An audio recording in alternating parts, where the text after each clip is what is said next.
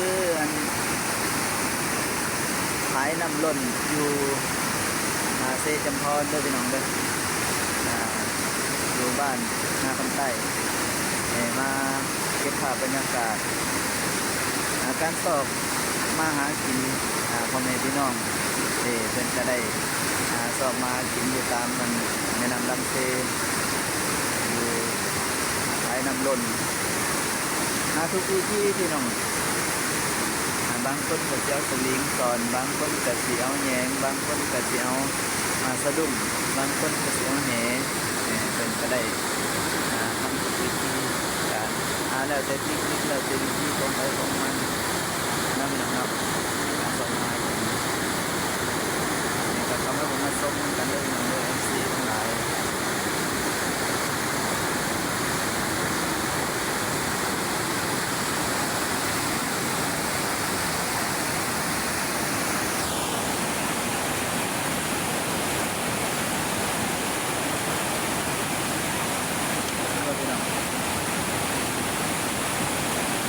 ตรงจากสายน้ำไหลลงมา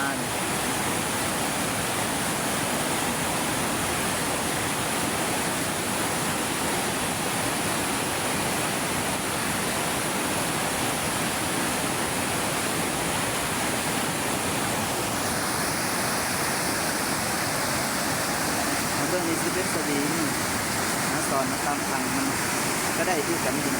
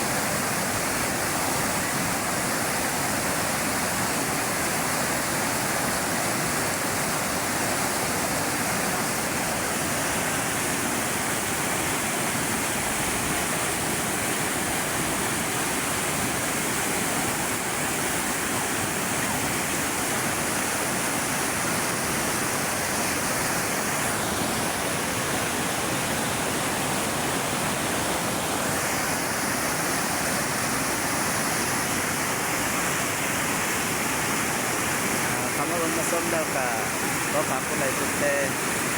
กดติดตามนะครับส่องยูทูบของเบาคำได้เพียงเด็ก